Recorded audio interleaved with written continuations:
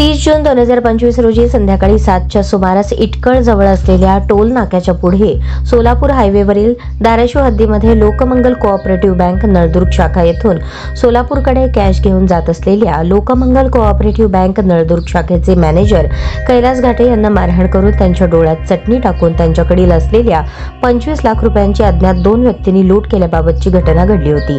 याबाबत स्थानिक गुन्हे शाखेचे पोलीस निरीक्षक विनोद पवार आणि पथक यांना माहिती मिळताच घटनास्थळाकडे रवाना झाले।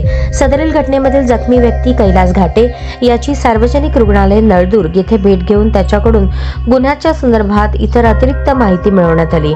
पोलीस अधीक्षक रितू खोकर, अप्पर पोलीस अधीक्षक शफकत आमना यांच्या मार्गदर्शनाखाली स्थानिक गुन्हे शाखेचे पोलीस अधीक्षक विनोद पवार यांनी 3 टीम तयार करून 3ही टीमला गुन्ह्याच्या बाबतीत मार्गदर्शन करून सूचना देण्यात आल्या। सदरील टीमने घटनेतील जखमी कैलास घाटेची अत्यंत सखोल चौकशी केल्यानंतर त्याच्या देहबोलीवरून सदरील गुन्हा त्यानेच केला असल्याची दाट शक्यता निर्माण झाल्याने त्या अनुषंगाने त्यास पैशांची आवश्यकता काय होती याबाबत गोपनीय माहिती काढली असता सदरील युवकावर मोठ्या प्रमाणात कर्ज असल्याची माहिती प्राप्त झाली।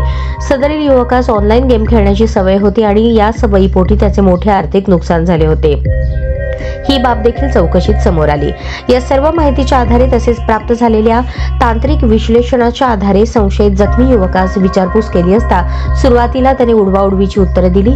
पोलिसांनी अधिक चौकशी केली असता संशयित युवक जो की नळदुर्ग लोकमंगल बँकेमध्ये स्वतः मॅनेजर या पदावर कार्यरत होता, त्याने सदरील रॉबरीचा बनाव स्वतः रचला होता।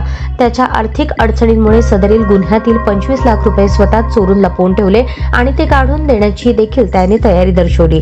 त्या अनुषंगाने आरोपी कैलास मारुती घाटे वय 35 राहणार नळदुर्ग तालुका तुळजापूर जिल्हा धाराशिव याच्याकडून गुन्ह्यात चोरीस गेलेली एकूण 25 लाख रुपये रक्कम रीतसर जप्त करण्यात आली। ही कामगिरी पोलीस अधीक्षक रितू खोकर, अप्पर पोलीस अधीक्षक शफकत आमना यांच्या मार्गदर्शनाखाली पोलीस निरीक्षक विनोद पवार, स्थानिक गुन्हे शाखा पोलीस निरीक्षक सचिन यादव, पोलीस ठाणे नळदुर्ग, स्थानिक गुन्हे शाखेचे सहाय्यक पोलीस निरीक्षक सुदर्शन कासार, सचिन खटके, अमोल मोरे, पोलीस ठाणे नळदुर्ग, सहाय्यक पोलीस निरीक्षक आनंद कांगणे, स्थानिक गुन्हे शाखेचे पोलीस हवालदार जावेद काझी, शौकत पठाण, प्रकाश अवताडे, फरहान पठाण, समाधान वाघमारे, दयानंद गादेकर, बळीराम शिंदे, पोलीस नाईक अशोक ढगारे, विजय घुगे, सुभाष चौरे, मेहबूब अरब, पोलीस अंमलदार डोंगरे, भोसले दहीहंडे यांच्या पथकाने यशस्वीरित्या पार पाडली।